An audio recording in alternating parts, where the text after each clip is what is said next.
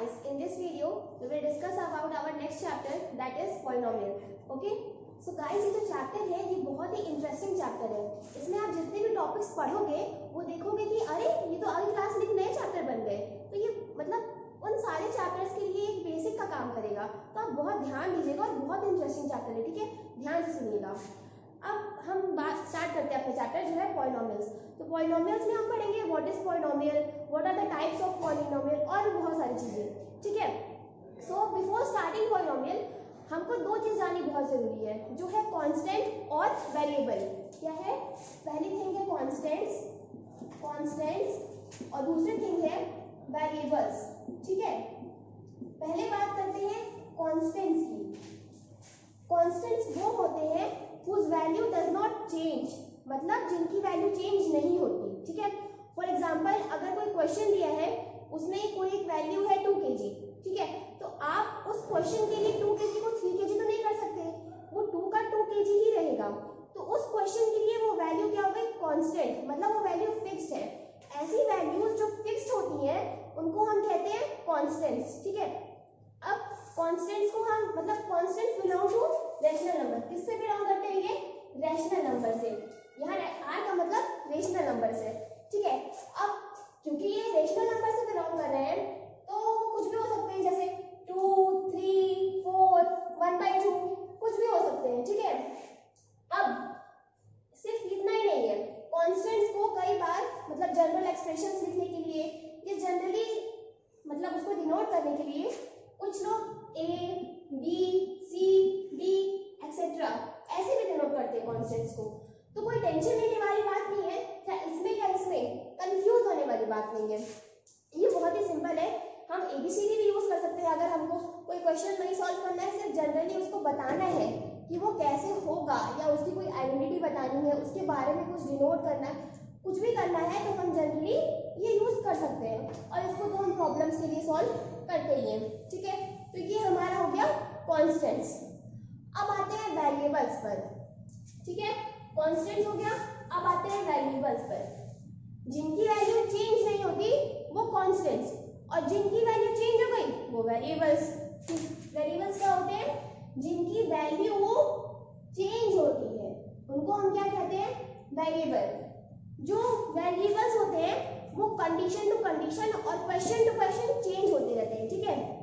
हमारे variables question to question और condition to condition change होंगे, पर कांस्टेंट के साथ ऐसा नहीं है। क्यों? क्योंकि जो कांस्टेंट्स होते हैं वो फिक्स्ड रहते हैं। Constant have fixed values, okay, and variable do not have fixed value. They can be changed, means they can be not, they can मतलब हम वेरिएबल्स को चेंज कर सकते हैं, वेरिएबल चेंज होते हैं। इसका नाम ही वेरिएबल इसलिए पड़ा है क्योंकि ये चेंज होते हैं, ठीक है। इनको जनरली हम कैसे डिनोट करते हैं? S, Y, Z, T, U, V etcetera ऐसे, ठीक है। तो मतलब जैसे कांस्टेंट्स को कांस्टेंट जो होते हैं वो रियल नंबर से बिलोंग करते हैं, उनको हम 2, 3, 4 या ABCD ऐसे डिनोट करते हैं। और जो वेरिएबल्स होंगे वेरिएबल को हम कैसे डिनोट करेंगे?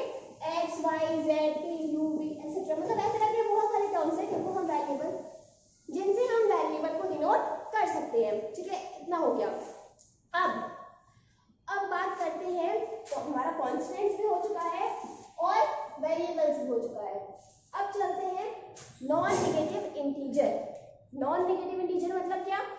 ऐसे इंटीजर जो नेगेटिव नहीं होंगे, तो उसको हम होल नंबर भी कह सकते हैं। इसके बारे में डिस्क्रिप्शन में हम अपने प्रीवियस चैप्टर में पढ़ चुके हैं, ठीक है।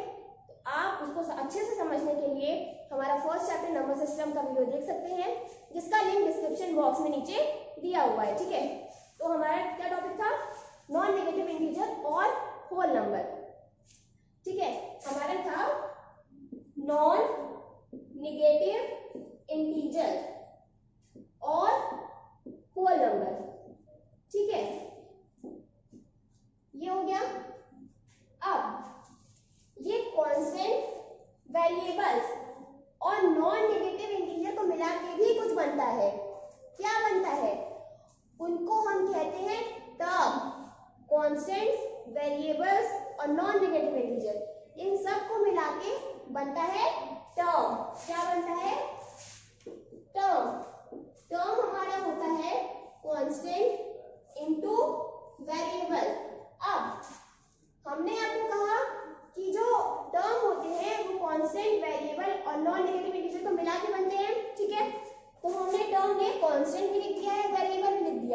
ये नॉन नेगेटिव इंटीजर का यूज कहाँ करेंगे?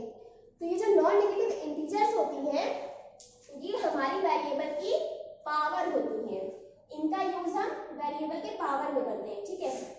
तो जहां कहीं जैसे मान लीजिए हमें कांस्टेंट ले लेते हैं a, वेरिएबल ले लिया x और x का पावर n हो गया नॉन नेगेटिव इंटीजर।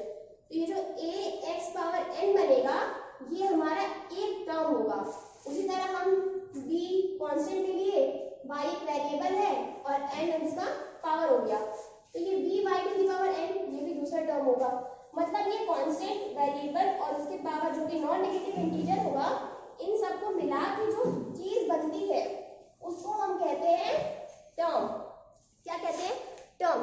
तो ये तो हमारा बेसिक, मतलब ये जो कांस्टेंट, वेरिएबल और टर्म के बारे में हमने आपको बताया, ये तो हमारा बेसिक था पॉलिनोमियल की। अब बात आती है मेन पॉलिनोमियल की कि आखिर पॉलिनोमियल क्या होते हैं, जो कि हमारा चैप्टर है, मेन है, ठीक है। तो उसके बारे में भी पढ़ लेते हैं। हमने आपको कांस्टेंट बता दिया जिनकी वैल्यू चेंज नहीं होती, वेरिएबल बता दिया कि जिनकी वैल्यू चेंज होती है, और इनको डिनोट किससे करते हैं ये भी बता दिया, ठीक है। ये हो गया। अब पॉलिनोमियल्स क्या होते हैं? पॉलिनोमियल बहुत सारे टर्म को क्लब करके जो एक्सप्रेशन बनता है उसको हम कहते हैं पॉलिनोमियल। जैसे एक कोई मतलब हमारा है, एक टर्म है ax to the power n, एक टर्म है ax to the power n minus 1, एक टर्म है ax टू द पावर 2। तो मतलब ऐसे करके अगर कई सारे टर्म्स दिए हैं तो उन सब को क्लब करके जो एक्सप्रेशन बनेगा उसको हम कहते हैं पॉलिनोमियल्स। उसको हम क्या कहते हैं? पॉलिनोमियल्स, ठीक है। तो हमने अपना constant, variable, non negative integer basic पढ़ लिया, हमने पॉलिनोमियल की डेफिनेशन भी जान ली है, पॉलिनोमियल हमने जान लिया है। अब हम क्या करते हैं, हम एक काम करते हैं, जो कांस्टेंट्स हैं, ठीक है, उसको हम ऐसे डिनोट करेंगे। अभी के लिए कांस्टेंट्स को हम a1, a2, a3 ऐसे करके an तक डिनोट कर लेंगे। यहाँ हमने जो n यूज किया है ये कांस्टेंट है, ठीक है, इसको नॉन नेगेटिव इंटीजर मत समझिएगा, ये यहाँ पे an एक कांस्टेंट है। मतलब ऐसे करके हम कुछ मतलब एक एक्सप्रेशन लिखेंगे जिसमें हम कांस्टेंट्स को ऐसे डिनोट करेंगे, और उसमें हमारा वेरिएबल क्या रहेगा? वेरिएबल हमारा रहेगा x, ये कांस्टेंट है, ये वेरिएबल है, वेरिएबल हमारा रहेगा x, और जो नॉन नेगेटिव इंटीजर यानी कि जो वेरिएबल की पावर रहेगी उसको हम डिनोट करेंगे n से, ठीक है। ये हो गया। अब किसी भी पॉलिनोमियल को डिनोट करने के लिए हम लिखते हैं p ऑफ x, मतलब पॉलिनोमियल ऑफ x। यहाँ पर हमने x क्यों लिया है? क्योंकि अभी जो एक्सप्रेशन हम लिखेंगे उसमें हमने वेरिएबल x माना है। अगर हम यहाँ x ना मान के y लिख लेते तो हम पॉलिनोमियल को कैसे डिनोट करते? Polynomial of y। अगर उसी तरह यहाँ z होता तो हम क्या लिखते? पॉलिनोमियल ऑफ z, ठीक है। मतलब हम जो भी वेरिएबल लेंगे हमारा जो पॉलिनोमियल रहेगा वो उसी से डिनोट होगा, ठीक है। इतना हो गया। तो हमने क्या वेरिएबल लिया था? x, हमने वेरिएबल लिया था x, तो हम बात करेंगे p ऑफ x की। तो अगर polynomial of x is given in the form an x to the power n plus a n minus 1 x to the power n minus 1 plus a n minus 2 x to the power n minus 2 up to a1 x to the power 1 plus a0 x to the power 0, ठीक है। ये जो हमने expression लिखा है ये हमारा polynomial का जनरल एक्सप्रेशन है, ठीक है। ये क्या है? पॉलिनोमियल का जनरल एक्सप्रेशन है। अब यहाँ जो n है और यहाँ जो n है इसमें कंफ्यूज नहीं होना है। ये an जो है ये हमारा एक कांस्टेंट है, और यहाँ जो n है वो क्या है? वो हमारी मतलब एक एक्सपोनेंट की पावर, मतलब एक एक्सपोनेंट है वो हमारा। ये an अलग है, यहाँ पर हम बताया है कि हमने कांस्टेंट को ऐसे डिनोट करेंगे। तो ये हमारा कांस्टेंट है, ये हमारा मतलब पावर है, ठीक है। इसी को हम इस तरीके से भी लिख सकते हैं कि a0 x to the power 0 plus a1 x to the power 1 plus a2 x to the power 2 plus up to an x to the power 10। यहाँ जो an डिनोट कर रहा है ये है कि मतलब हमारा जो पॉलिनोमियल है वो n टर्म्स तक जाएगा, ठीक है, ये हो गया। अब किसी भी पॉलिनोमियल को हम उसके पावर के डिक्रीजिंग फॉर्म में लिखेंगे, ठीक है, जैसे यहाँ हमारा n-1 n-2 ऐसे करते करते ये 1 0 तक गया है, तो ये क्या है, पावर्स के डिक्रीजिंग फॉर्म में लिख रहा है। तो जब भी हम पॉलिनोमियल को उसके पावर्स के डिक्रीजिंग फॉर्म में लिखते हैं तो that will be called standard form of linear equation. क्या कहते हैं हम, standard form of linear equation, ठीक है, ये हो गया। अब सबसे इंपॉर्टेंट बात जो आती है कि क्या हमारा जो पावर है मतलब वो नॉन नेगेटिव इंटीजर है, ठीक है, जो हमारा पावर ऑफ वेरिएबल होना चाहिए वो नॉन नेगेटिव इंटीजर होना चाहिए। तो इससे हम ये कह सकते हैं कि अगर जो हमारी पावर है वो फ्रैक्शन हुई, इरेशनल हुई या फिर एक नेगेटिव इंटीजर हुई, तब जो हमारा पॉलिनोमियल रहेगा या तब जो हमारा टर्म रहेगा वो एक पॉलिनोमियल या पॉलिनोमियल का टर्म नहीं कहलाएगा। फॉर एग्जांपल अगर हम देखें हमारा कोई पॉलिनोमियल है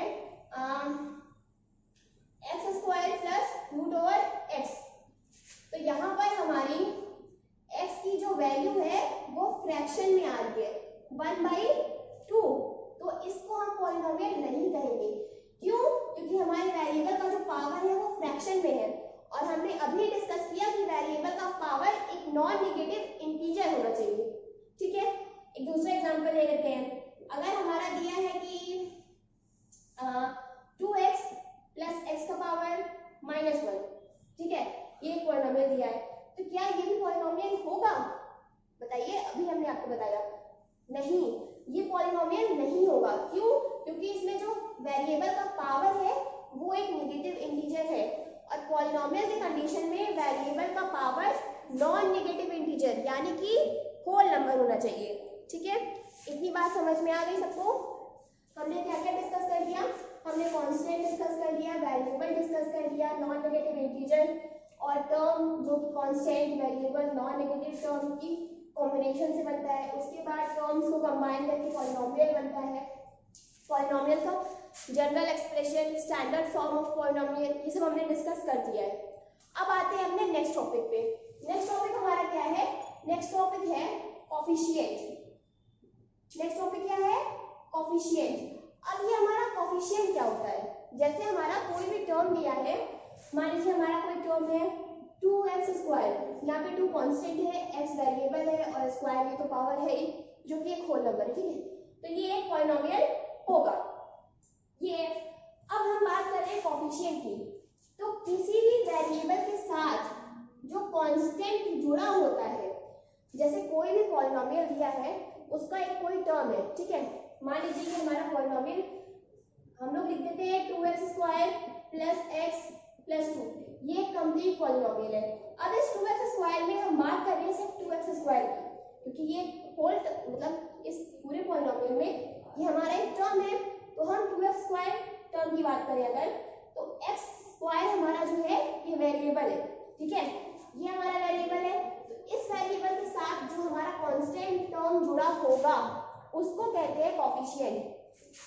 the constant term joined with the variable in a term of polynomial is called coefficient. Okay, यहाँ तक हो गया हमारा। We have learned what is a coefficient. The constant which is combined with a variable in a term is called coefficient. Okay, now let us see some example. Suppose our example is -2x² + x. Okay, this is our polynomial. ये हमारा एक polynomial है। अब अगर आपसे पूछा जाए कि आपको इसमें x² का कोफिशिएंट बताना है, क्या बताना है? x² का कोफिशिएंट, तो आप सिंपली करोगे कि x² जो हमारा वेरिएबल है उसके साथ तो 2 जुड़ा हुआ है, मतलब x² जो वेरिएबल है उसके साथ हमारा कांस्टेंट क्या जुड़ा हुआ है? -2, तो हमारा कोफिशिएंट क्या हो जाएगा?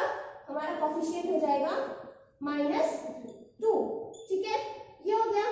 अब अगर आपसे पूछे कि what is the coefficient of x, तो भाई यहाँ पर जो x दिया है उसके साथ कोई भी कांस्टेंट नहीं है, मतलब 1 तो हो सकता है, 1 के अलावा और कुछ नहीं कह सकते हम लोग, क्योंकि यहाँ पे कुछ लिखा भी नहीं है।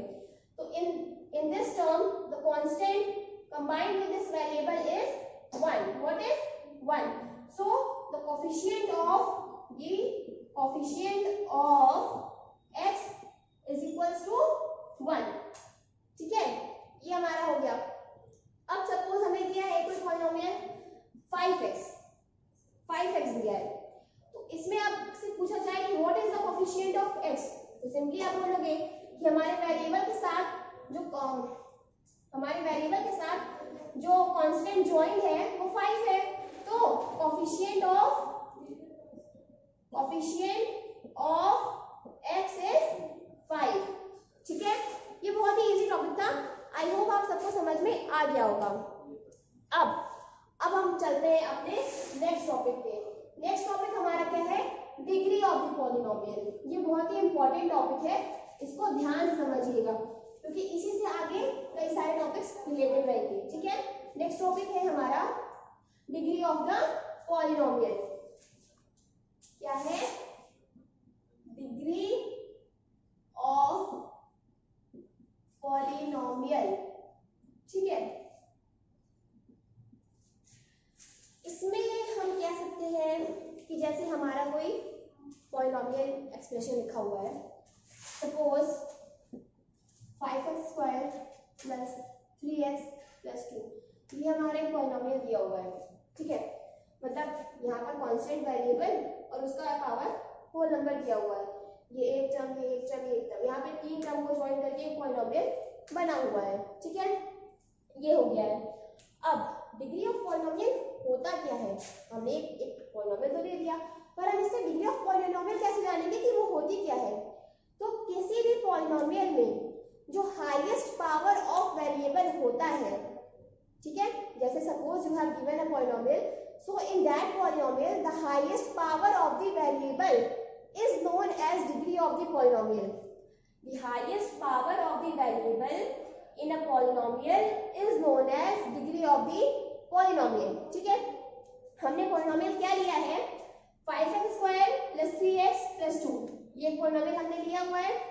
अब इसमें आपको बोला कि हाईएस्ट डिग्री मतलब हाईएस्ट पावर क्या है वेरिएबल का, तो यहाँ पर तो वेरिएबल है ही नहीं, यहाँ पर वेरिएबल है उसका पावर 1 है, यहाँ पर जो वेरिएबल है उसका पावर 2 है, तो इसमें हाईएस्ट पावर क्या हो गया, 2। तो इस पॉलिनोमियल की डिग्री क्या बोलेंगे, 2। क्यों बोलेंगे 2, क्योंकि इसमें हाईएस्ट पावर 2 है, इस पॉलिनोमियल का हाईएस्ट पावर 2 है। ठीक है, अब सपोज एक पॉलिनोमियल दिया है आपका 3x³ plus 5x² plus 2x plus 7। ठीक है, सपोज ये एक पॉलिनोमियल है, तो अब इसमें आप क्या बोलोगे, इसमें क्या होगा हाईएस्ट पावर, इसमें तो कोई वेरिएबल है नहीं, तो उसका हमने पावर बताएं, तो इसमें कुछ नहीं होगा। इसमें क्या हो जाएगा, वेरिएबल का पावर 1 है, इसमें कितना दिया है 2, इसमें कितना है 3, ये हो गया। तो अब इस पॉलिनोमियल में हमारा हाईएस्ट पावर कितना है, 3 है, तो इस पॉलिनोमियल की डिग्री क्या हो जाएगी, 3। We will say the highest power in this polynomial is 3, so the degree of this polynomial is 3। ठीक है, ये हमारा हो गया। मतलब हमने अभी तक पढ़ लिया कांस्टेंट, वेरिएबल, टर्म, ये सब पढ़ लिया।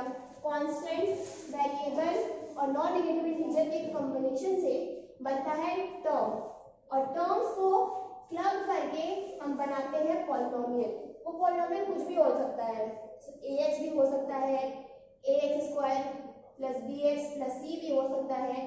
ठीक है, इसमें देखिए ये भी एक टर्म है, ये भी एक टर्म है, ये भी एक टर्म है, जिसमें कि a b c हमारे कांस्टेंट है, x² और x हमारा वेरिएबल है। ठीक है, यहाँ तक तो हो गया, इतना हो गया हमारा। अब जो हमारे नेक्स्ट टॉपिक्स आएंगे, जो कि है क्लासिफिकेशन ऑफ पॉलिनोमियल, वो कितने टाइप से होते हैं, उसके बाद फैक्टराइजेशन ऑफ पॉलिनोमियल्स। ठीक है, और भी काफी चीजें हैं, वो सब हम डिस्कस करेंगे हमारे नेक्स्ट वीडियो में। ठीक है, अभी के लिए इतना ही।